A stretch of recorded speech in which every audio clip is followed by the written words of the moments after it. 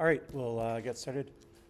So welcome everyone to 6150 Security Evaluation Methodologies. Today we'll just go over the course outline and then we'll go into the first lecture as well. So there will be a lecture associated with it. One thing I'll mention up front is I do record the lecture, so it's recording right now. When I'm done recording it, I will put it on YouTube. The link to it will be on Moodle. And so if you ever have to miss a lecture or something like that, you can catch up just by watching the video from YouTube. Okay, so I'll go through the course outline and then we'll get into the content itself. So my name's Jeremy. You can call me that. You can call me Jeremy. You can call me Professor Clark if that's more comfortable for you. My email and website are here. There will be office hours for the class. They'll be virtual on Zoom. They'll be every Thursday at 2. It's a drop-in, so you don't have to tell me that you're coming or email me ahead of time or anything like that. If you have a question, you just join the Zoom call. And it's a one-on-one, so you'll either be put into the call if you're the first one, or you'll be put into a waiting room, and then you can just wait, and then eventually I'll get to you. Outside of office hours, I can answer questions by email. It's probably faster to just ask me by email. During class, we'll have breaks halfway through. Lots of people use that time to ask me questions. And after class or before class, you can ask me as well. So there's a lot of opportunity to ask questions. To be honest with you, almost no one goes to office hours usually because they just would rather email me their question. But the office hours are there. It's sort of a conventional thing that the university likes to see. In terms of what we'll cover in the course, you can read it. I'll talk a bit more about that in the second half of today's lecture. This course doesn't have any prerequisites, so you can take it. Usually students that take it are in security because it's a security course, as you can tell by the title.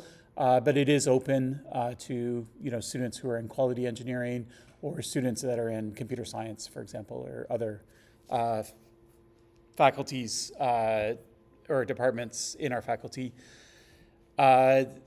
Students are sometimes concerned about, is there a lot of math? No. Is there a lot of coding? No. The coding might be like reading like some pseudocode and understanding the flow, but there's no actual programming itself. So it's not like a deeply technical course. It gives you more of an area, like a sort of survey of a bunch of topics. The topics of the course are more or less things that don't get covered in what used to be our 4 core courses, although now some of them are electives. But lots of students will take cryptography, you'll take network security, you'll take software operating system security. And so this tries to cover some of the topics that aren't covered there. So we'll look at sort of weirder things like social engineering. We'll look at usable security. We'll look at policies, how policies and procedures play a role in security, that type of thing. If you're in quality, you might have to, at most, like read a bit more about things, or like there might be terminology that you aren't immediately comfortable with, and so you might have to do a bit of background reading or talk to ChatGPT about it, whatever. But anyways, we've had students from quality a lot, and we've had A+ students from quality that have taken this course. There's no textbook. All the exams, assignments, it's all going to be based on the course lecture notes themselves. I should say the course lectures themselves. So you have the slides. They'll be on Moodle for you to download. You'll have the videos of the lectures. Sometimes I'll say something, it won't necessarily be written on the slide. You're still responsible for that. So you're responsible for understanding the content, which may include my explanations of it. It's not just limited to what's on the slide, but obviously I try and put the most important stuff on the slides themselves. So that's it. There are some textbooks and other resources that are optional. So you'll see them on Moodle. Usually what I did was for example, I might read an entire textbook on social engineering, but instead of giving you a course on it, I'll give you 2 lectures. So it'll be just sort of the most important parts. But in that case, the textbook will be on Moodle. It's there as a secondary reference. If you don't understand how I'm explaining it, you want to go into more detail because you're interested in it for a project, something like that, the textbook is there, but I'm not expecting you to read it. Okay, so if I don't explicitly say to read something, you don't have to read it. It's just there as a kind of like a reference. So there will be no midterm, so that's maybe the only deviation from some courses, but there will be a final. There'll be a project, and there'll be some number of assignments. So this one I'm not sure about. Usually it's 2 assignments. I may do only 1. The main factor is that I don't have enough students enrolled to have a TA, so I have to mark all the assignments myself. So I might give you like 1 kind of larger assignment instead of 2. I haven't decided yet, but I'll tell you in like a week or 2 what I decide for the assignment. But any number, whatever number of assignments they are, they'll make up 20% of your grade. While we're talking about the final exam, I'll just give you some information about that. Okay, so the final exam is, it will be after classes end. It's not going to be in class, so classes will end. There's an examination period. The examination period you can see here. And this website is good in general if you want to know like the dates of anything. So it's something you should be familiar with. But you'll see that for this term, exams begin December 3rd and they end December 18th. So technically our exam could be any day between those 2 days. So if you plan on doing any travel after the semester ends, wait until you know when the final exam is before you go, booking tickets and things like that. Typically they will put it the first week on the same day. So like it would be like the Wednesday after. That's the normal pattern. That covers maybe like 80 or 90% of cases, but every now and then it might be on a completely different day or a completely different time, depending on like if someone has a conflict or those types of things. So it's kind of a heuristic, but it's not guaranteed. There's no guarantee that it's going to be on that particular day. So yeah, the exam schedule itself, when it's out, will be published on the second link. So this link, you can see it's there for the summer term, but the fall one isn't settled yet. Usually it comes out like mid-October, I would say. So it's not like something that's coming out in a week or 2. It's going to be like a month or probably, hopefully less than 2 months. And then there'll be a schedule that's posted. And then once the exam is final, essentially, then you can book travel if there's extra days that you don't have exams. The exam itself I'll talk about closer to the exam, but since I'm talking about it anyways, you can sort of read the information. So it'll be a written exam. You have 3 hours available to you to write it, but I don't try to write a 3-hour exam. I try to write something that's maybe an hour or an hour and a half.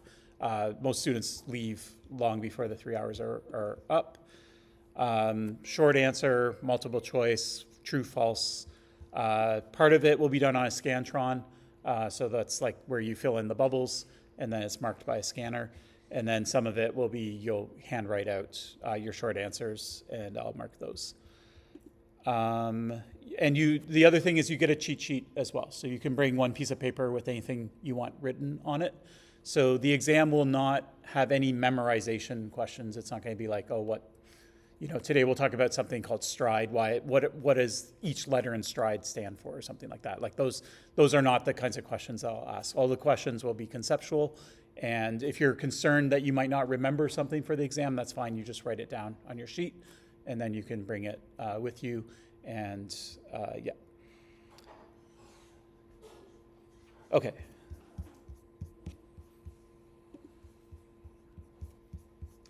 Let me go back to the outline.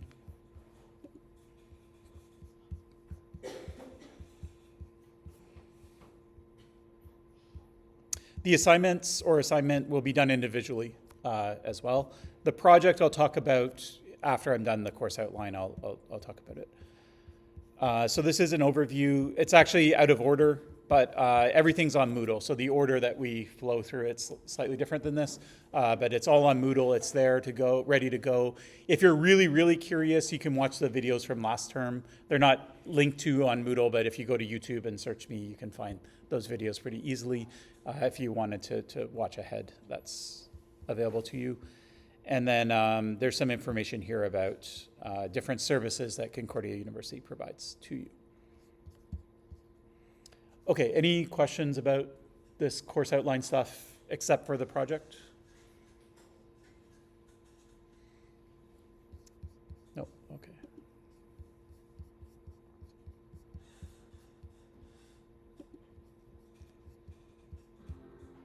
Okay, so I'll talk about the project then.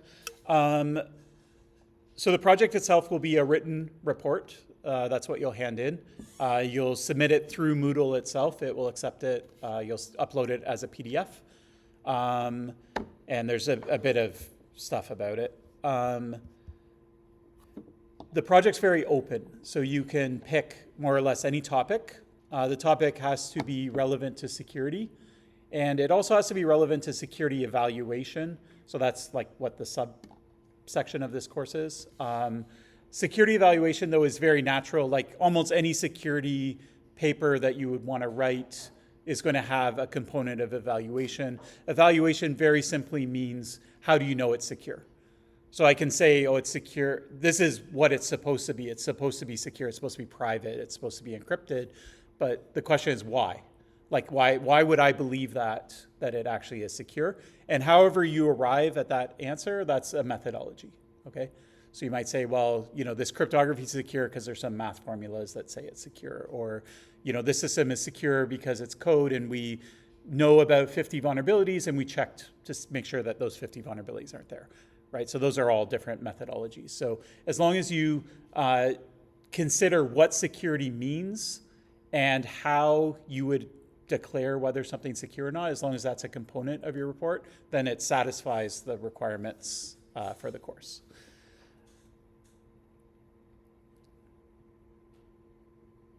Okay, so it's probably harder to write a security paper that doesn't include evaluation than one that does.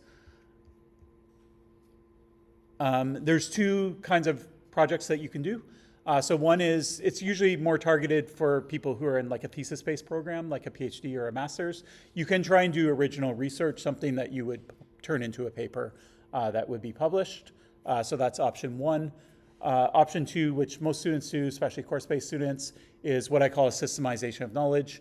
You pick a topic and you basically write, you can think of kind of like a chapter of a textbook or something like that, that just describes what the topic is and basically everything that you need to know about that particular topic. A systemization of knowledge is not a survey. I'll get to that, that's a little later. Okay, more logistic stuff. You can do it individually or you can do it with other people. Groups up to 4 are acceptable. If you want something more than 4, that's fine probably, but come and talk to me and I'll just make sure that you need more. That said, I do expect more from a group of 4 than a group of 1. So I explicitly look at that when I look at a project report and I consider how many people are on the project. You'll all get the same mark, so the project is marked. It's not, there's no like, I don't care about who did what. If your name's on it, then you're getting the same mark as everyone else. But I do take into account how many people there are, okay? Now, that's not an advantage or a disadvantage necessarily.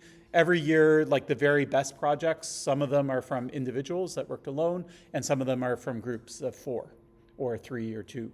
So I don't really see a pattern where it's like, it's harder to get a good mark if you work alone or if you work with other people. The only kind of place where it gets you in trouble is if I see say a project and there's 3 names on it, but it looks like something that could have been written by one person. It's sort of at the same level as the individual reports I'm getting, then that group is not getting full marks because the work isn't there, okay? So basically the main thing that we're trying to deter is like one person writes the report and you put your 3 friends' names on it. If 3 people contribute, then it's good. Sometimes it works very naturally in a group because different people have different talents. Maybe someone wants to code something and do implementation, and they're good at that, and someone else is good at writing, and someone else is good at math. I don't know, but like different people with different skills. Sometimes it's just nice to have someone to bounce ideas off and make sure that the ideas make sense. So groups can work well together, and so group projects are fine, but just keep that in mind. The report should be 8 pages or less. It can be any template. I don't care. Just normal sizes, margins, nothing weird. You don't have to have a cover page. Just the title of the report. Make sure you have the names of all the group members and the student numbers, and then you can just go straight into the report itself. The layout of the paper, you again can do whatever you want, but academic papers you'll find follow like more or less the same sort of template where there's some sort of introduction at the start, there's a conclusion at the end. There's usually a kind of related work section where you talk about like what people have done, and then you have kind of the main content of the paper in the middle. Plagiarism is something that you'll hear about in all of your classes, I'm sure. So plagiarism includes, first off, plagiarism you cannot do, so it's something that's disallowed.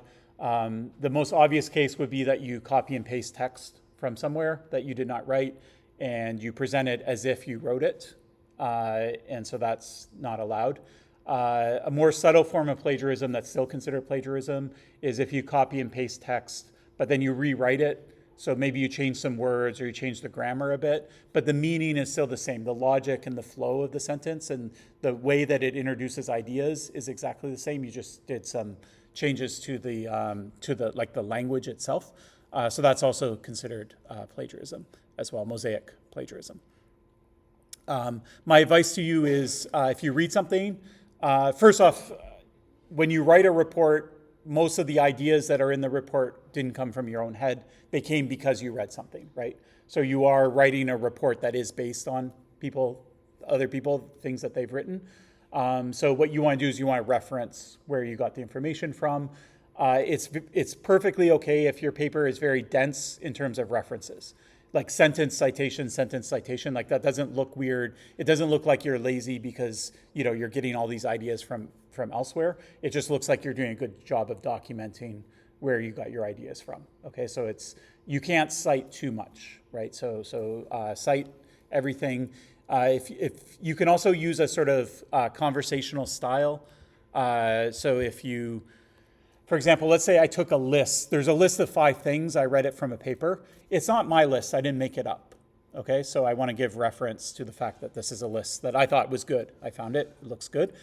But I don't want to change the words because like the person, they came up with those 5 words that describe the 5 things in the list very carefully with like some deliberation, right? So I don't want to change it just so it doesn't look like plagiarism, right? So in that case, you would just tell me in a conversational style in the paper what you did. So I would just say, there's this paper by these authors and they present a list of 5 items and these are the 5 items on the list. Right, so I just write that into the paper itself. Now it's very clear to me that this list isn't your own. You got it from somewhere else, and the words are going to be the same as in the other source. So you can just sort of like say where you're pulling information from in a conversational way. Okay, so it doesn't have to be like very formal. Generative AI tools. So different professors will handle this differently. So the policy for this course, it applies only to this course. It doesn't apply to any of your other courses. So you can't go to another course and say, well, Jeremy does it this way in his course. Most of them will probably ban it. In my case, I don't mind if you use it. I use it a lot myself. And so you can use it in any fashion that you want. But there are a few constraints around it. So the first thing I want to know is whether you use it or not. So you can just you must include a paragraph at the end of your report that basically says either I didn't use ChatGPT at all, I didn't use any LLMs or Gen AI at all, or you can say I used it. If you use it, tell me a little bit about how you used it. Like I used it to proofread the paper, I used it to help me find papers that are on this topic. I didn't really understand it, so I asked it to explain it to me, whatever, however you used it, you can include it. And then I'm going to restrict you to only using AI tools that are capable of creating a transcript. So ChatGPT is one that I use. So there's a way to create a transcript. And then I want that transcript included. So try and do everything in one window, but if it splits across different windows, you can include multiple transcripts and include that in the report. Okay, so if I want to see exactly how you used it, I can look at it and I can see it. You won't get in trouble for using ChatGPT. Even if if I look at your transcript and it's one sentence prompt that says, write me an 8-page report on this topic, okay, you will not get a good mark, okay? But you're not going to get in trouble. It's not going to be considered plagiarism or anything like that, okay? You disclosed it to me. I gave you permission to do it, so then that's fine. But when I mark it, I want to understand that you learned something during the project, okay? And so if you lean too heavily on AI, then you're not really you're not demonstrating that you learned something in the project. You're just demonstrating that you were able to ask the right prompts and generate some text but you may not even understand what the text means, okay? So I consider that in your mark. But beyond that, there's no lines in terms of like what you can or cannot use it for, okay? All right, so here's some tips on the project itself. Okay, what I don't want is a survey. So survey is like, okay, I pick a topic. Now I'm going to go find 5 papers on that topic. And now in my report, I'm just going to say, paper A talks about this. Paper B talks about this. Paper C talks about that. Okay? I don't want that. I don't care what each paper talks about individually. What I want to know is I want to know about the topic itself. Okay? And if you learned about the topic from papers A and B, then that's fine. You'll include them. You'll be citing them as you're explaining the topic to me. But I don't want like a play-by-play of like what paper said what. Okay? So one thing you can think is pretend I already read the papers. Okay? So I read those papers. I don't need the summary of what they're in. Tell me what you think of the papers or how they relate together or how they relate to the topic as a whole. Okay, so that we call a systemization of knowledge as opposed to a survey. So SOKs, they start with a topic, then you use what other people have written about that topic, and you try to present like an interesting sort of perspective on that topic.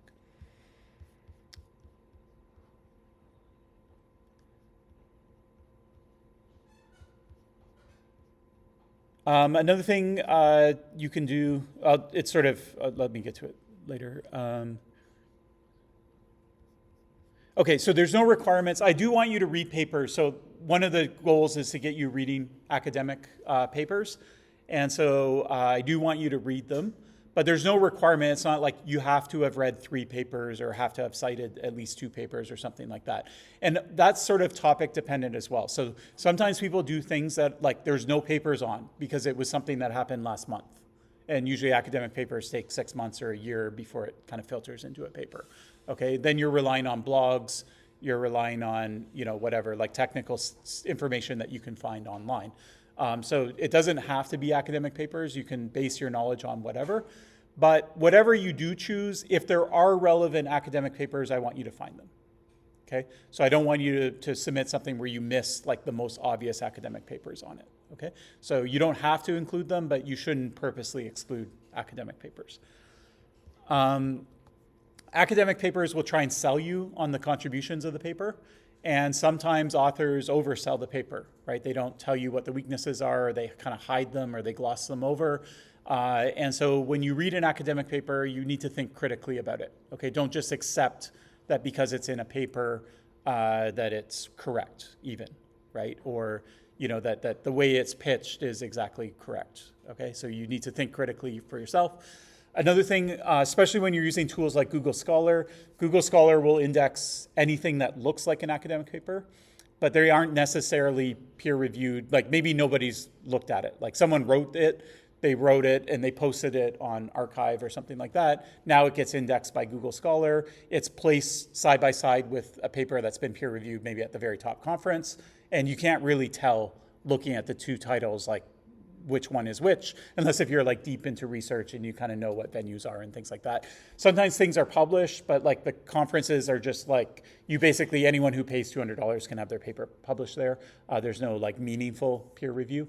And so just because something's on Google Scholar doesn't, again, make it right, okay? So you want to look for, you want to be very skeptical of the things that you find there and not just assume that it's correct.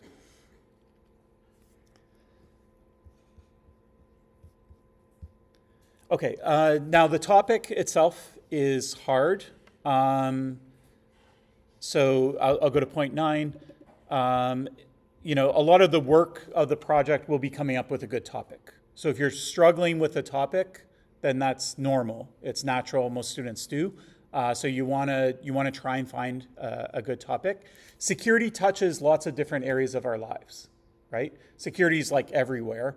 And so it might be helpful to you to think about things that you like or are passionate about, and then try and think about, okay, is there any security implications in that particular realm, right? Like maybe you're into video games, right? Then like what are the security implications for video games? There's a lot, right? And then hopefully the idea is that the project will be more fun to write about because you're doing something that is interesting. So try and find something interesting. If you want ideas, a good way of doing it is just take a look at like the security papers that people are writing every year. So there's 4 major security conferences. There's more than that. They're listed here. And every year, a lot of these conferences publish maybe 200 papers a year. And so there's a lot of papers there. And so what you can do is just like look at the titles of the papers. Just go to the conference, find the website, look at the last 3 years, just look through all the titles. It might take you an hour to like go through all those titles, but hopefully one of them or a couple of them will jump out at you and say, oh, that's really cool. That like I'm interested in that. And then if you're interested in it, then you can read the abstract, which is kind of like a summary of the paper. And then if you're really interested, you can look at the paper itself. And then if you decide that, oh, that's something I want to work on, can I find other papers about it? What you can do is you can look at the papers that paper cites. So it'll have citations, and that will be all the work leading up to the paper that's relevant to that paper. And then you can search for it on Google Scholar. And on Google Scholar, it will show you every other paper that's been written since that have cited that paper. And so then you can get a list of basically papers that have been written since. And so then you have a kind of full view. Now, people miss things. People miss citations. They don't always cite things. So it's not necessarily 100% complete, but you're like a really strongly on your way to having a complete view of all the literature that's been written if you just do those 2 tricks. Okay, and then you might find other papers that are variations, but they're a little more interesting, or you might find variations that are less interesting. And sometimes people cite a paper not in a meaningful way. They're just like, oh, there's this paper on whatever, and then that's it. It's just one sentence in a paper. It's not really a follow-up, but you can look at that. Another thing too, when you're on Google Scholar, the number of times a paper has been cited is one measure of quality, but it's not definitive.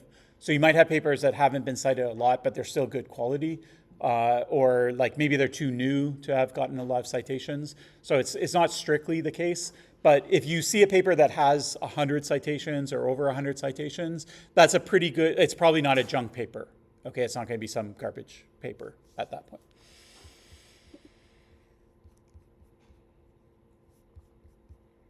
I'm here to help. So the requirements for you are you choose your own topic, you choose your own groups. When the project is due, you put a PDF on Moodle, and then that's all I need from you. So you don't have to talk to me about your project beyond just submitting that PDF, okay? But I am here to help. So if you have ideas, you're like, I kind of want to work on this project, is it good? Do you know any papers about this topic? Do you, whatever your question is, like between in class during the break or after class or by email or office hours, those are all places where you can ask me those questions, and I'm happy to help. One thing I won't do, though, is I can't review a draft of your paper. So if you're like, here's what I've got so far, can you read it and tell me what my mark would be? I can't do that. It's too much work to do for every student. And so I can look at it for 30 seconds, and if I see something in 30 seconds, I can tell you, but I won't review things, but I'm happy to have a conversation about your papers. What else? References in any format, same with the paper itself. As long as I can find what you're talking about, that's fine. And another thing too is, this might not mean much yet, but later in the class, you're going to see some methodologies. Like you'll see today, we'll talk about STRIDE. Next class, I think we'll talk about evaluation frameworks. A little later, we'll talk about attack trees. You don't have to use one of those things in your project. So some people think that, oh, I have to take something from the course and use it. You do not have to do that. okay? And if you decide to do that, like you really like one of these methodologies from class and you want to use it, some people also think I have to do all of them. So it's like, I'm going to take this topic and I'm going to do stride on it and an attack tree and an evaluation framework. That's usually a bad idea.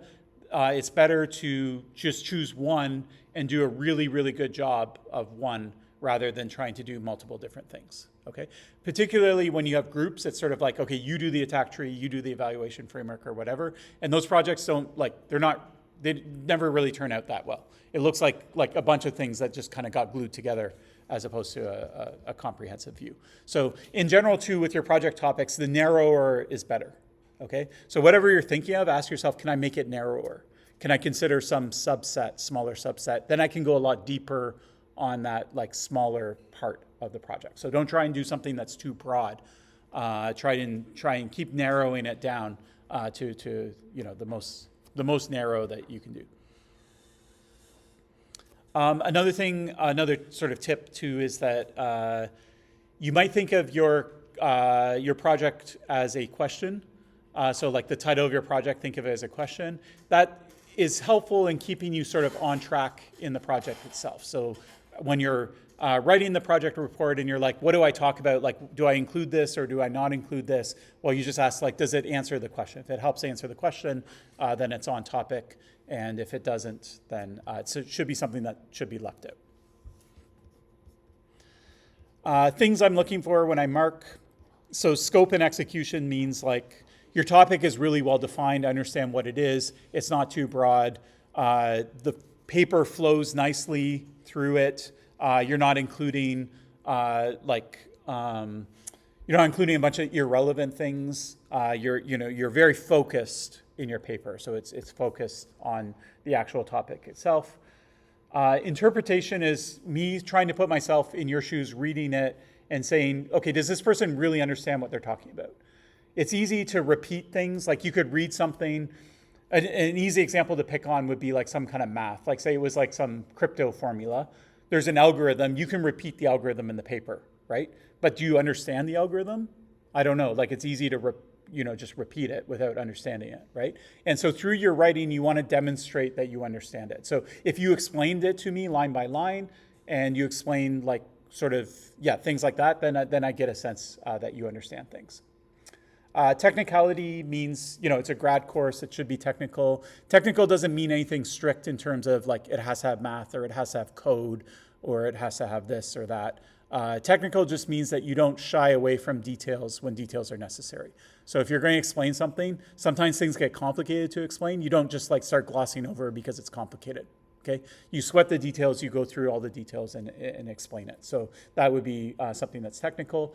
It should also be even in terms of technicalness. So like some mistakes that students will do is they'll talk at a really high level, and then for whatever reason, there'll be like one small part of it, and they'll go into a lot of detail, like excruciating detail about this one part, and then they'll kind of jump back up to like kind of a high level understanding.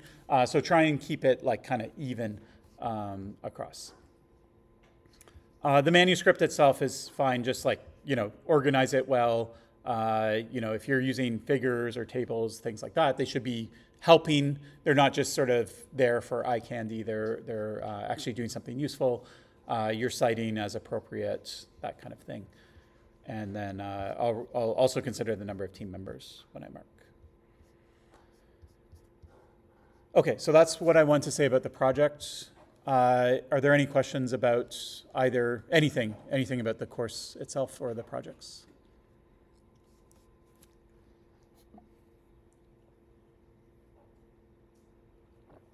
Someone want to break the ice?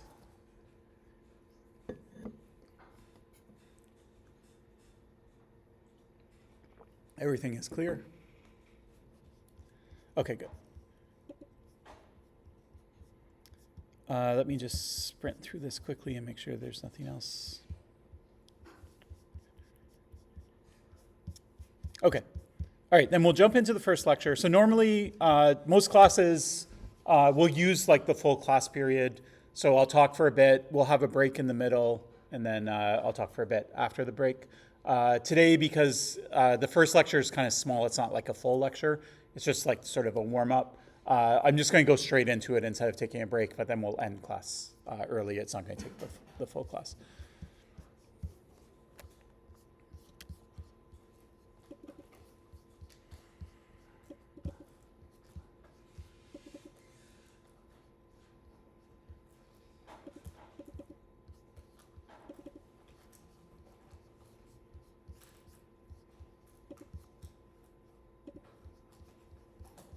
Okay, so again, just to reiterate, the slides that you'll see are on Moodle, so you don't have to take notes. And there will be a recording of this put on YouTube. The recording isn't me, it's just my voice, and it's the slides. Basically, whatever you see on the screen, that's what's going to be in the recording itself.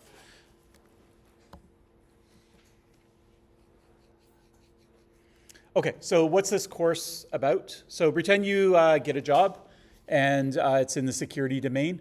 And you show up on the first day of the job and someone's like, okay, great, you're the security person. They hand you something and they say, okay, your job is to basically figure out whether this is secure or not. Okay, how do you go about it? What's like your starting point? How are you going to figure out whether it's secure or not? Those are security methodologies, evaluation methodologies, because you're evaluating the security of it. And so that's essentially what the course is about, is any answer to that question is something that would fit under the umbrella of this course. So the first thing that makes this course a little complicated to teach is that there's a lot of different things that you might be handed. Okay, so you could be handed a piece of software. That's obvious. You know, is this secure? It could be an application. It could be an operating system, a driver, whatever. It could be like more a piece of hardware, like a router or IoT device or something like that. So those are two things. What are some other things that you could be handed that's not hardware or software that people might be concerned about the security of? Okay, so it could be, shopping mall would be like kind of physical security. So you can think of like, well, it could be e-commerce, so that would be like kind of web domain kind of stuff. But physical security is also another thing, locks, cameras, that kind of stuff. Just shout out, you don't have to raise your hand. Okay, so data, so that's more at the information level. Right, so it's not software or hardware per se, it's like the data itself. So you could think of things like encryption, privacy enhancing technologies, that kind of stuff that could be applied to data.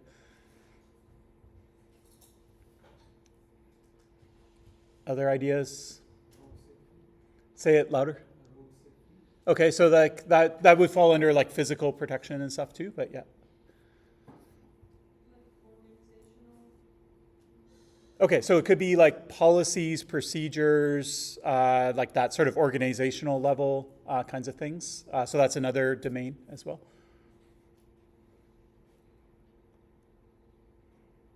Could be people. It's kind of weird to think of them as an object, but you know, a lot of security comes along down to like, are these people properly trained? Are they going to make mistakes when they are asked to use security software or follow security procedures? Do they follow the procedure? Do they make shortcuts for people that they know, that type of stuff? Okay, so we did pretty well. Here's what I had, and this isn't meant to be like every example. It's just a bunch to show you how diverse it is. So there's network kind of stuff, protocols, data we mentioned, physical security we mentioned, organizational, humans, and so there's lots of things. Okay, now let's say that somebody hands you a policy and says, is this policy right? Is it secure? Does it actually achieve our security goals? So that's in world A. In world B, they hand you an IoT device and ask you, is this secure? Do you think you're going to use the same methodology on the IoT device as you do on a policy? Probably not, right? Everyone's shaking their heads. Okay, so in this course, it's actually really impossible to teach you proper evaluation methodologies, because before you can look at software and whether it's secure or not, you have to understand software, right? You have to understand it like at a functional level and what it is before you can think about security. So security is usually always your second concern.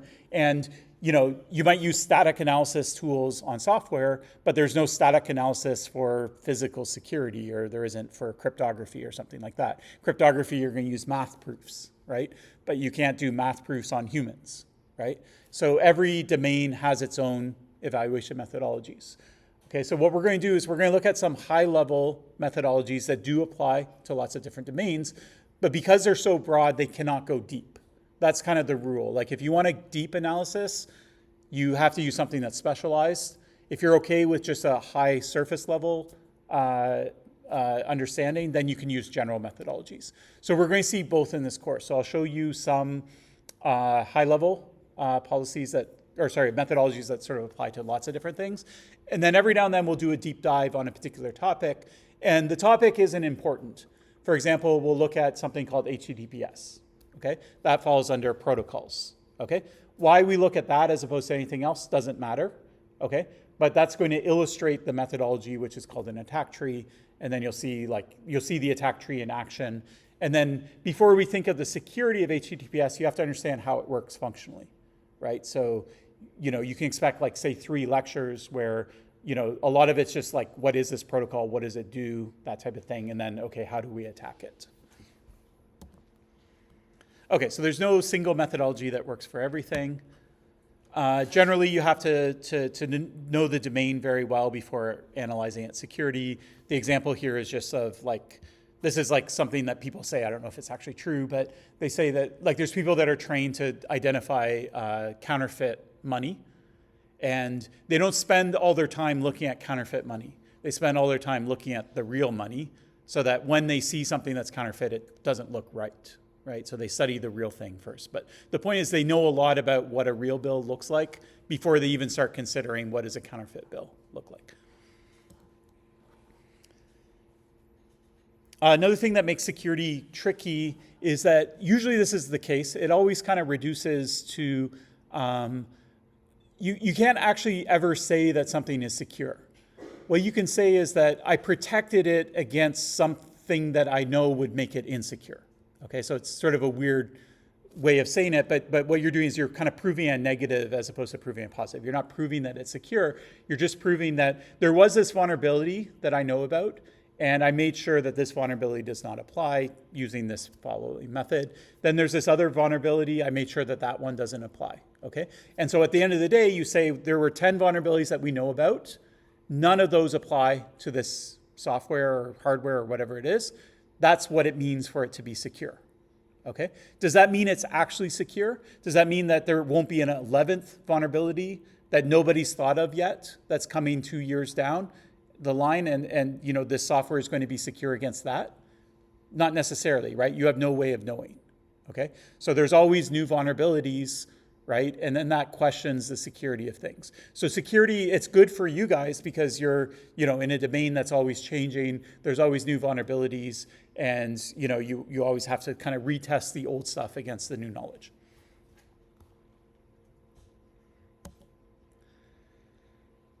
Okay, this is sort of saying the same thing, but there's no there are very few universal evaluation frameworks that are going to work on humans and policies and hardware and software. Okay, the ones that do exist are high level, so they're not going to go into a lot of depth. We will look at 3 of them in this course, so that will be the first 3 things that we do. Is we're going to look at 3 high level methodologies. Then we'll look at like domain specific things. So high level methodologies. The pro of using one, the plus of it is you can apply it to any domain that you want. Okay, works on anything. The downfall or the con of it is that it doesn't go deep, sort of by definition. If it can apply to everything, it's not going to go very deep. But what it is usually a good way to start thinking about security. So on day 1, you're not going to do a full analysis of something. You need to start somewhere. Where do I even start, right? So these high-level methodologies are actually really great place as a starting point. Okay, they're a way to kind of get your thoughts organized. They also are a good way of presenting. Usually when you do security, at some point, you're going to have to report what you did to someone else. They're not going to be a security expert. That's why you're doing the work. And so they also give you a nice way to structure the information that you create. So the 3 examples we'll look at are Stride, which we'll look at today. Next class, we'll look at evaluation frameworks. Then in a few classes down the line, we'll look at attack trees. Okay. So Stride is something that you might be familiar with already. In a lot of security courses, the first slide is this thing called CIA, where they're like, what is security? Well, security is these three things: confidentiality, integrity, and availability. The problem with CIA is that it doesn't, there's a lot of things that you can think of that don't really cleanly fit into one of those three things, okay? So confidentiality is basically keeping secrets secret. Integrity is that like things don't change, or if you want to be sure of something, you can be sure of it. And availability just means that it's available when you need it, kind of thing, okay? But if you think of like authentication, how do I know who you are, right? That's important to security. A lot of security is tied to authentication, okay? But it's not really confidentiality.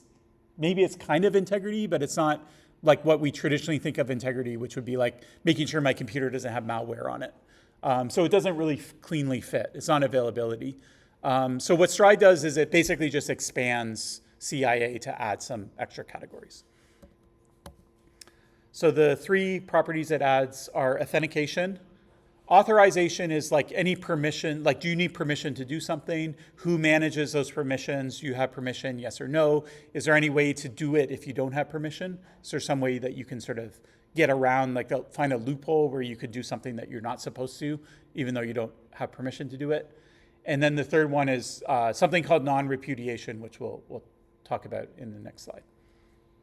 By the way, there are some people like expand CIAs too, so they'll be like CIAA or CIAAA, where they add authentication and authorization to it. So I've seen that done as well. Stride is from Microsoft Research. There's a book on it. This is one of those things, you don't have to read it. I read the book. I put what I thought were the most important parts into the next couple slides. But if you wanted more detail on it, you can certainly read the entire book. This book, by the way, it introduces Stride, but it also talks about other methodologies. So attack trees is another thing we'll talk about that's covered in this book as well. Okay, so what Stride stands for, it's an acronym, so it stands for these 6 properties. And unlike CIA, it's kind of the flip. So take C in CIA is confidentiality. That's a property you want, okay? You want confidentiality, okay? If you don't have confidentiality, then the attacker did something, so they did something that they call information disclosure, okay? So the threat or the attack is information disclosure, and the property that protects against the attack is confidentiality, okay? So in Stride, not only does it add 3 categories, but it also kind of flips. It flips from the security property to the security attack or threat. So it's defined in terms of the threat itself, okay? So it stands for spoofing, tampering, repudiation, information disclosure, denial of service, and elevation, or I sometimes say escalation of privilege. All right, so I'll talk about each of these one by one. Okay, and then I'll try and give you an example for each of them. Okay, so spoofing has to do with identification. So do you know who someone is? If I trick you, like say I walk into your business and I'm dressed in an IT person's uniform, I have the belt and I have like some device for like checking network connections and things like that, and I say, where's the problem? Where's your server room? You might think, oh, that person actually works, for the IT company that does consulting for us, and they're here to fix something in the server room. I'm going to let them in the server room, okay? But maybe I'm just an impersonator, okay? I'm an attacker, and I'm just trying to get into the server, and once I'm into the server room, then I'm going to put malware on your machines or whatever, right? So in that case, I spoofed that identity, okay? I wasn't who I said I was, and so that would be considered a spoofing attack. Now, people aren't the only things that can get spoofed, and so any like kind of technical thing, you usually always have a destination that you're going to, but the destination isn't always a person. It's usually never a person, right? It could be like a process. It could be a file. I have to load this file, or a library, so I have a path to it, so I'm following that path. It could be some data that I have to go and grab. A lot of times there's things that get like sort of complicated is redirections. So I go here, they don't have it, so I get redirected. So those are like places where you might get redirected to the wrong thing. Sometimes the name that you give something expires, so it's not always that name. Like, for example, let's say I link to a website. Well, today that website does belong to the bank, but in 10 years maybe it goes bankrupt, and now someone else buys that domain, they put something else like a phishing site up on that website. But because I linked to it and I haven't changed my link in 10 years, now I'm linking to something that's completely different, okay? So names like kind of change over time. You can squat on names that are very similar. So like Google with 3 O's. If you, for example, people who install things through package managers, like say you're on Linux or on Apple, you might make a package that is like a typo of a very famous package, right? And then now you have the malware version of it, and people grab the malware version. Another kind of vulnerability, this one I'll give you an example of. This is what we see most today, I would say. So most of them, they usually attacks combine a lot of different things, but the kind of attack that usually is somewhere in the attack somewhere is what we call time of check versus time of use. So to illustrate this, pretend that you are going with your friends to a club or a bar in Montreal. Now, you're probably all old enough to go to a bar because our age is low in Quebec compared to lots of other places. But let's say that you have a friend who's underage and you want to bring them into the bar with you. Okay. So what prevents you from doing that? Well, usually there's someone outside called a bouncer, and they're going to demand that you have a driver's license or some form of ID, and you're going to show that form of ID to them, and they're going to check it. Okay. Now, if we break that process down, it's sort of trivial, but like, what are they doing? What does it mean to check an ID, right? So they're going to take this card from you. They're going to look at it, and they basically are going to look at two things. One thing is they're going to look at the birth date that's on the card. They're going to do some mental math and make sure that that makes you over 18 or whatever you have to be, okay? And then the second thing is they're going to look at the picture. Then they're going to look at your face, right? Does your face match the picture? And if it does, then those checks are complete, and then you're granted access, okay? Time of check versus time of use would be something like this. This isn't physically possible, but pretend that this were possible. So you have your underage friend, and you give them your ID. And so they walk up to the bouncer, they show the bouncer the ID. The bouncer starts by looking at the face. So they look at the face, they start by looking at the birthday. So they look at the birthday, and they decide that according to the ID, the person with this ID is the right age. Okay, so they are over the age that they need to be. Okay, then they look at the face on the card, and now they're going to look up at the face of your friend, but you have a problem, which is that person's face doesn't match your face. Okay, so here's what you could do instead. What you could do is, I explained it slightly wrong. What I'll do is I'll show them I'll be the person with my ID, I'm of age. I'll show it to the bouncer. They'll check my birth date, it's good. They'll check the face matches mine. Then as they're handing the card back to me, imagine I had my underage friend like switch places with me so that they hand the card back to the underage friend, and then the underage friend goes into the bar, okay?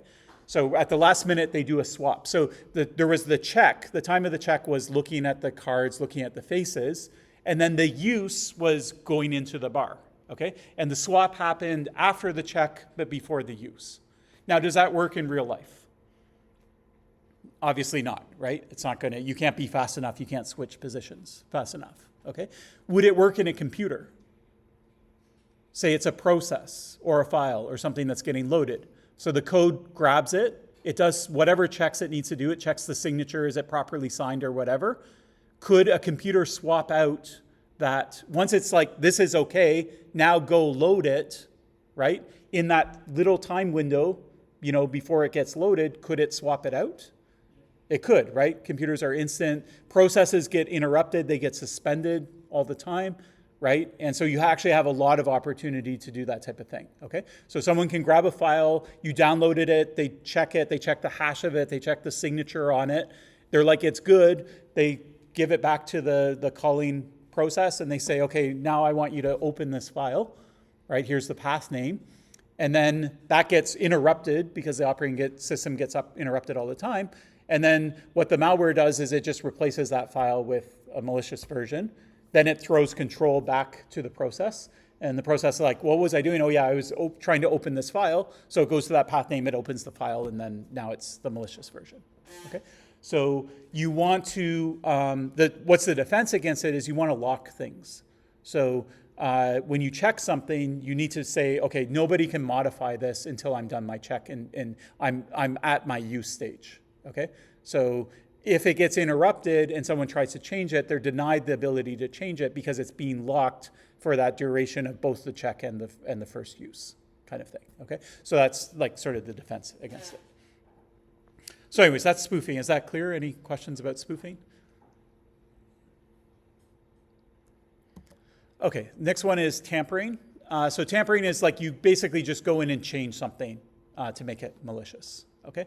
So you could modify code, right? If you add malware to code, then you're modifying it. You could do that while the code is running, like some sort of runtime vulnerability. It could be while it's at rest at storage, and then the next time someone loads it, then the malicious thing runs. You can modify data. Again, you could modify it as it's being transmitted. You could modify it when it's at rest, when it's being stored, and then the next time it's transmitted or someone uses the data, then it's been poisoned. A subset of data that's very relevant today would be something like machine learning models. So they consume a lot of data. They simplify the things that they learn. They simplify the data into like rules. If you're able to corrupt the data before it goes through the training stage, then you can do all sorts of things. So for example, one thing would be, this is a picture from an academic paper, and you can see these people are wearing kind of weird looking sunglasses. And so what they did is they took facial recognition software, and they were able to, in a very minor way, moderate way, they were able to corrupt the data that it was trained on. And after they corrupted it, what they could do is they could wear these glasses, and the glasses have like a weird kind of pattern. And based on the pattern that they wear, they can basically, the machine will recognize them as someone completely different. So when this person's wearing this particular glasses, the machine algorithm sees this face. Or when this person wears this glasses, it's seeing these faces of like famous celebrities or whatever. And so you could choose, to impersonate anyone, and all you have to do is wear these goggles, okay? And why was that possible? Well, because of a tampering attack, okay? So they were able to corrupt the data that the machine learning the facial recognition was trained on. And then that was enough to completely deride it. You can also modify functionality of things like picking a lock. That kind of stuff is also considered tampering. If you open a computer up and you add new circuits on top, or you rip out one circuit and put something else, or you put, I don't know, like a tracking device in it or something like that, a keystroke logger, those are all examples of tampering. Okay, the next one's called repudiation. The opposite of it is non-repudiation. This is a word that you might not be familiar with, so I'll explain it. Non-repudiation, that the positive property, the property you want, is basically that something, you can't deny having done something. So for example, if you do something, maybe it gets logged or something like that, you can't later say, oh, I didn't do that, okay? So if a system provides non-repudiation, it means that that's possible. So the way that this shows up sometimes is in cryptography. I might make you digitally sign things. So you send me an email, you digitally sign it, then later you can't say, oh, I didn't send that email, right? I'll be like, well, you have, your digital signature is on it, okay? Now you could say, well, I was hacked, someone stole my key, right? If I get control of your social media account, you see this all the time, right? Celebrities post things, and then the next day they say, oh, I was hacked. If it turns out to be controversial, nobody really knows. Maybe they did actually post that, and now they're trying to save face by saying they were hacked, or maybe they were actually hacked, okay? So that's an example where there is no repudiation. You can't decide one way or another. Another example would be like Amazon, like you order something off of Amazon and you say it never showed up, okay? And so previously Amazon would say, you know what? We believe you, you're the customer's always right. We'll send you a new one free of charge. And then you think, oh, that's great. I can get everything for free off Amazon. I'll just say I never received it. But then you do it 2 or 3 times, and then their answer changes, right? When you do it the 3rd time, they're like, oh, wait, we know who you are. You're the person that always claims to not be receiving packages. We don't believe you anymore. Maybe we'll escalate it to a police investigation or something like that, okay? So that in that case, that's a system where there is no repudiation, but the repudiation kind of comes based on someone's history, right? So if you spent thousands of dollars on Amazon and never reported something missing, and now this one time you report something missing, I probably believe that it actually is missing, right? But if you're always reporting it missing, then I don't believe it. You can take a picture too. So Amazon delivery people will now take a picture of it sitting at your doorstep. Why is that? That's creating a log. It's creating non-repudiation, okay? So it proves that the package at least was sitting at your doorstep at a certain point, okay? Doesn't mean the delivery person couldn't take a picture and then pick it up and walk off with it. Sometimes you see that on social media. People have Ring cameras and things like that. So there is fraud that's possible. People can steal it off of your porch. But anyways, trying to add non-repudiation to these processes at least adds a layer of security, even if it doesn't completely solve the problem. So things like logs, digital signatures, those are the kinds of things that you see in non-repudiation systems. The next one is information disclosure. So this is basically, secrets not saying secret. Okay, so everyone has data they want to keep confidential, they want to keep private, and then there's ways that people could extract it. So ways to protect your data would be like things like encryption, using encryption for data at rest, using encryption for data in transit. You might do some anonymity, so anonymizing your data. So your data is not encrypted, it's not confidential, but it's been anonymized. All the personal details have been removed before it. There's all sorts of credentials that you want to keep secret. So it could be your passwords, it could be your cryptographic keys, it could be cookies or session IDs, which are usually embedded in cookies. We'll see lots of examples of all of these things throughout the course, and different ways of extracting those in kind of unexpected ways that you might not expect. The picture here is of a military base. I forget where it is. And the data was gathered by soldiers who were wearing fitness tracking devices. So they were wearing it just because they were interested in tracking their own fitness.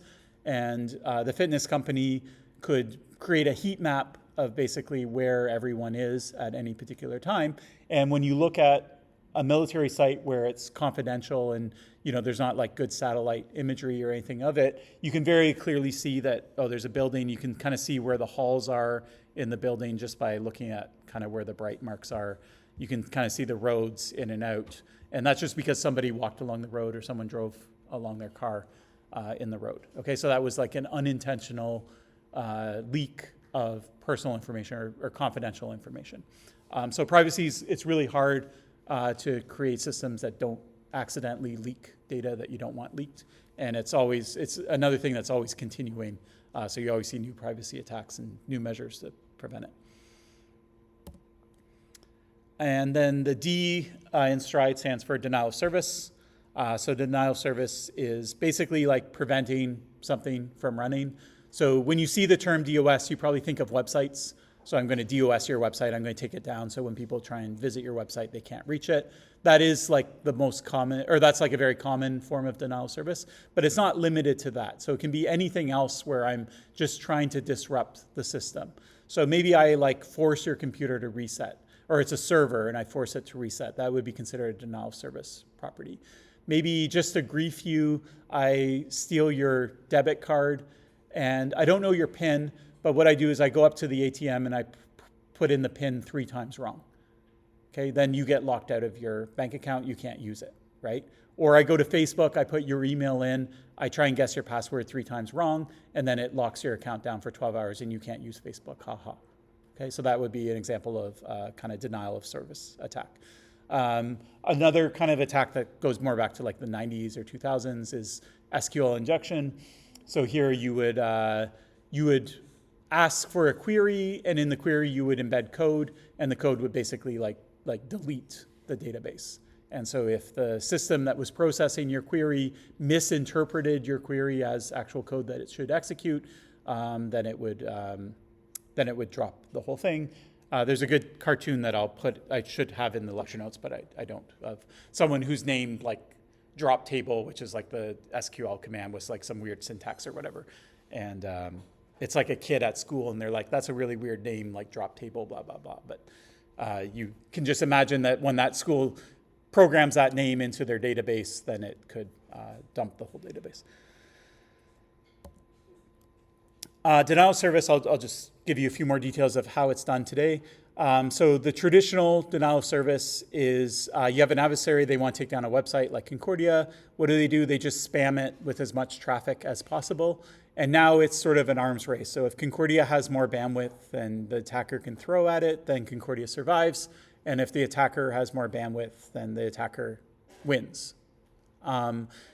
Today, because we have like lots of infrastructure and we have CDNs and all sorts of things that will protect you from these types of attacks, it's really more or less impossible to do this attack. You'll almost never have more bandwidth than the site that you're trying to take down, unless if it's like someone who's running a website from a server that's in their closet and they're running on their home internet or something like that. You're basically not going to be able to do this.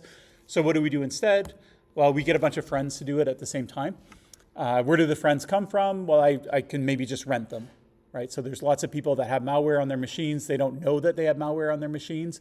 The people that put malware on the machines, they'll rent out their computers. You can rent them for 15 minutes. You can rent them for 1 hour. They're all over the world, okay? And so once you have it in your possession, then you can program them all to start spamming a particular website. It's going to be hard to block the traffic because it's not all coming from one place. And they are everyday computers. They're not like weird computers in any way. They're just like normal computers that people have. But because they're rented out, they might eventually figure out that, oh, this looks like something that's part of a botnet. And so we're going to block this IP address or whatever. But anyway, so this is called distributed denial of service, or DDoS. So that's a better way. Now there's an even better way of doing it, which is now the more common way, more common than DDoS. And before we talk about it, let's just think about something else. So let's say I go to a web service and I ask, I'm like, give me index HTML. Okay, so I go to Concordia. That's what I'm saying. I'm saying, give me the page that's called index.html. And Concordia sends me back index.html. Okay, now my request for index.html, it has a certain length, right? Like I have to write down like exactly what I want and where the IP address of the server is and the port number, a bunch of stuff, okay? So think of my request as having a certain length. And then when I download index.html, that comes back to me and that has a certain length as well, okay? Now, in this case, the request length and the response length are kind of the same. The response is just plain text. So it's, even though it's a full website, it's not like huge compared to the request itself. It's definitely longer than the request. But we might think about is there places on the internet where you can ask your request can be very, very short, and the response that you get back can be really big relative to the request. Okay. Then the idea I have is the following. What I'm going to do is I'm going to walk up to the server and I'm going to request something that's very short for me to do. Give me index.html. And how does the server know who's asking it for the information? Well, when you send a packet on the internet, you just include your IP address. It never goes directly from your IP address to the server's IP address. There's always routers and things in between, right? The whole internet is between you. It could take lots of hops. It could take 10 hops, 20 hops to get there, okay? So it doesn't know who it's talking to, who it's requested from. And so the way it figures it out is basically you self-report it.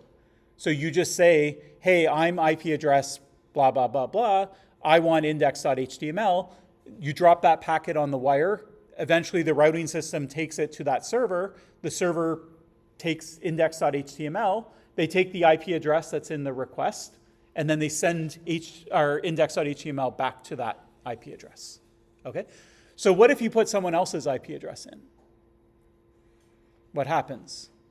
Well, then the response goes to them. It doesn't go back to you, it goes to them, because the server doesn't know any better. Okay? So my idea is if I have a short request and I want to spam concordia.ca, what I'll do is I'll be like, give me index.html, give me HTML, give me index, give me index, give me index. I'm going to say that as fast as I can. And then Concordia is going to take this bigger index.html and it's going to send it just as fast off to concordia.ca. Okay? And so what I'm doing is I'm amplifying my traffic. So I'm creating a traffic of this much, And the server is turning my traffic of this much into something that's much bigger, maybe 10 times bigger, maybe 100 times bigger. Okay?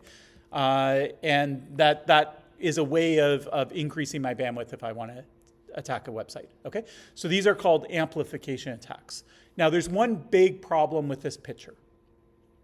Okay? One reason why this attack actually doesn't work. Okay? The reason it doesn't work is most of the web runs on what we call TCP. So that's a protocol that just governs how things run. And before you're allowed to ask for index.html, what you have to do is called a handshake. So a handshake is basically you say hi to the server says hi back. Now you both said hi to each other. And now you can say, okay, give me index.html. Okay? If you say, give me index.html, but you haven't said hi first, and I haven't got a hi back, I'm going to ignore it. I'm just going to drop it. Okay? So that's called a three-way handshake. So I do that first. Why does that break? Well, it breaks because if I spoof the IP address, I'll say hello to the server. The server will say hi back, but they're going to say hi back to Concordia, and Concordia is going to be like, I never said hi to you. Why are you saying hi back to me? I never said hi to you. I don't know what this is. In fact, we know what it is. It's an attack, right? It's IP spoofing attack, and it's just going to drop it, okay? So I'll never get to ask it for this long response because I'll never get past the TCP handshake. And saying hi, the length of that, and saying hi back is basically the same length. There's no amplification there to take advantage of, okay? So the best I could do is say hi, hi, hi, hi, hi to the server. The server is going to say hi back, hi back, hi back, hi back to Concordia, but they're basically the same length, and so I'm just hitting it with the same amount of bandwidth, okay? So TCP basically isn't going to make it work. But does the whole web run on TCP? No. So there's UDP. So UDP is an alternative to TCP. What is UDP? Okay, not what it stands for, but why do we have two protocols? Why don't we just use TCP for everything? Okay. So UDP is like a lighter weight version of TCP. We use it for two reasons. One is actually we don't want the handshake because that's a waste of time. Okay, so we want to skip the handshake step. The other thing that TCP does is it will make sure that you get everything that the server is trying to send it to you. Okay, so what it's going to do is it's going to include packet numbers and things like that. And when your browser receives it, you're going to order them. And if there's packets missing, you're going to say, I know it's missing because I'm missing this packet with this number. Then you'll go back to the server and say, I'm missing packet 37. Can you send it again? Okay, so TCP does this quality control to make sure that you get everything. Okay, now sometimes quality control, that's the thing that adds a lot of overhead because you might not get, packets might get dropped, and then now you're going back to the server to get it, okay? There's certain scenarios where you don't care about quality of service. One would be like you're streaming a movie, okay? You're streaming a movie, packets are getting dropped. So what's happening? Well, it's getting pixelated. You're watching the movie, it's getting pixelated or it's getting fuzzy, okay? But by the time you notice that they're missing and you go back to the server and you get the missing data, the movie's already moved on from that frame to the next frame. Okay, so it comes too late anyways, right? So what do we do instead? We just say, we'll do our best effort. Send it to me as best as you can. If packets get dropped, that's at the like movie file level. So like it will have some control for that. If things are missing, it will have a way of blurring it without like just completely, blocking the picture. Movies weren't always like this. There was a time where when you received a movie, you watched it online, you got every packet. And if you were missing packet, it paused and it will not play until you get the next packet, okay? But now we have like streaming. So streaming basically means, it more or less means like, we'll give it to you as fast as we can, but if things disappear, then it's going to make it a little blurry, but your video is just going to keep playing even though things are disappearing. So it's just sort of a best effort type of thing, okay? So UDP is used a lot in that. So if it's a very short interaction, just like, I want to get one little thing from you and I'm never going to talk to you again, then doing a whole handshake doesn't make sense. So that's where UDP might be used, or in things like streaming and things like that. That's also where UDP is used. Okay, so the next question is, well, are there UDP kind of protocols where we want a couple things? One thing is I want to be able to, give it a short request and get a long response. The second thing is, because I want to use this for denial of service, what I want is, I want whatever the server is in the middle, the UDP server, I want it to have a lot of bandwidth, more bandwidth than the server that I'm attacking, okay? So I want like some like real backbone internet protocol, like some server that's put up by Rogers or Bell.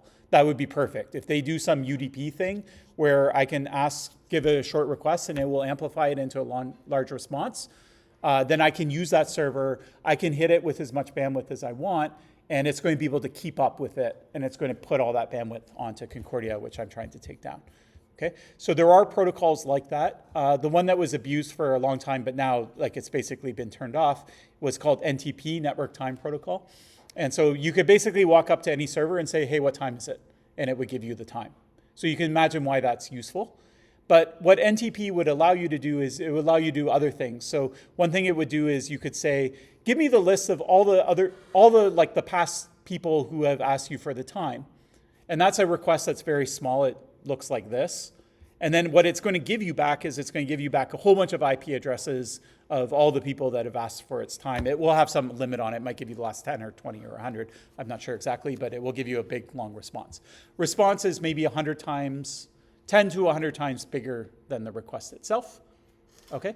And so that's great. You can hammer these servers, and you don't have to pick one server. Every server supports NTP. It's like one of the most basic things. Okay? And so you can find any backbone server. You can split your traffic up amongst a bunch of them. They're Bell machines, Roger machines. You can hit them with as much traffic as you can, and they're going to forward all that traffic and keep up, and it's going to bombard Concordia with traffic that's 10 times or 100 times bigger than what you're putting out. Okay? Now you can still combine this with denial of service, the distributed denial of service. Okay? So you can also rent a botnet, and you can do this as well. Okay? So you can have your whole botnet do an amplification as well. And now you have a lot of power. So NTP, DNS is another thing that runs over UDP. We'll talk about DNS in detail later. There's a variant of DNS called DNSSEC, and DNSSEC is very easy to abuse for amplification because you basically say what's the IP address for www.google.com. And normally it would send you back an IP address, and that's going to be like more or less the same length as the domain that you're asking for. But with DNSSEC, what it's going to send instead is a bunch of certificates. It's going to say the IP address is this, and here's a certificate that Google signed saying that that is their proper IP address. And by the way, this certificate was signed by the authority that's authoritative over all .com domains, and they're signing that it's correct. And there's two certificates, like one from VeriSign and one from the internet people, I forget what they're called, and they sign all of it saying that, you know, the certificates that are signing this whole chain, they're all correct, all the keys are correct and things like that. And so you end up with this huge packet that comes back to you. So now, anyways, there's a lot of interest in like finding UDP things to abuse in order to do amplification-based denial of service attacks. Okay, the final category, back to Stride, is escalation of privilege or elevation of privilege. The idea here is it's the flip side of authorization. So authorization is about setting rules for not everyone is equally permissioned. So like in a course, like say Moodle, I have in a min view, I can change the Moodle. You can look at Moodle, but we don't have the same permissions. Okay, so authorization is about having those permissions written down somewhere and then doing checks. It ties into spoofing. Because you're doing the checks against someone, okay? But there's two ways to get past the check. One is you could pretend to be someone you're not.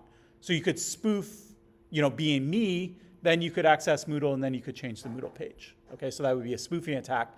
But an escalation of privilege is somehow you get around the authorization rules themselves, okay? You find a loophole that lets you do something even though you're not allowed to do it. So a common way of it happening would be in the setting of a lot of every operating system now, you know, when you log into your operating system, you don't have root access to your own laptop, right? You have a password or something like that that gives you root access. That wasn't always the case, right? Usually, you know, when you logged into your computer, you were the root user. Any malware that started running that you accidentally installed had root access. You didn't have to put in a password. You didn't have to authorize it, okay? Now we have lots of sandboxing. And so if you go onto a malicious website, it would have to somehow break out of the browser right? And then it would get into the operating system, but now it's like, it's not even a root user on the operating system, so it can't really change anything substantial. And then it would have to break out of that in order to get super user rights, and then it could change your kernel, and then now you have a big problem with your laptop, okay? And so a lot of attacks are finding escalation of privileges vulnerabilities, and it's not the whole attack, it's just one of the puzzle pieces of the attack is, you know, we managed to get like the malware to this stage, but we needed it to be at a bigger stage, and so we exploited something about the way that authorization was done. Okay, so we have lots of containers and sandboxes on computers to prevent this. Yeah, there's access even on like memory, like down to the like RAM level, like who's allowed to read and write to memory and things like that. It's all, there's a lot of access control on all sorts of things. So it's a lot harder to write malware that's going to change your kernel than it was 25 years ago. Okay, so that's Stride. I'll just go back to the big picture. So this is the 6 elements of Stride. So you can expect maybe on an exam, I might give you a scenario and say, okay, is this an S, a T, an R, a D, E, that kind of thing. So you will see it again. It won't show up on any of the assignments. Later, when we walk through different attacks, we'll revisit Stride. So when we talk about social engineering, it's going to be all about spoofing. When we talk about that HTTPS protocol, I'll show you, oh, there's tampering attacks, but there's also spoofing attacks, but there's also information disclosure attacks. We'll see like different ways. Again, because it's a high-level methodology, you're not going to find vulnerabilities that no one knew existed using Stride, probably, okay? But what it does is it gets you at least thinking about what are all the different ways that I could attack a system, okay? A lot of times in courses, we focus on tampering, right? Most of what you learn in security is directly about tampering, and the other stuff, you know, is just as important. And the adversary doesn't care how they attack the system. If there's 5 ways of attacking it, they're going to choose the easiest way, or the way that's the least protected, right? And so they're not necessarily going to go straight for a tampering attack. They might try and attack it a different way. Okay, any questions about Stride or anything that's not clear about it?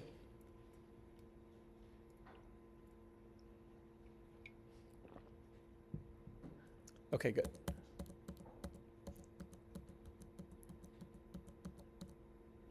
Okay, so the pro is it applies, you can apply to anything. Con, it doesn't go deep. It's useful as a starting point. You can brainstorm and organize ideas.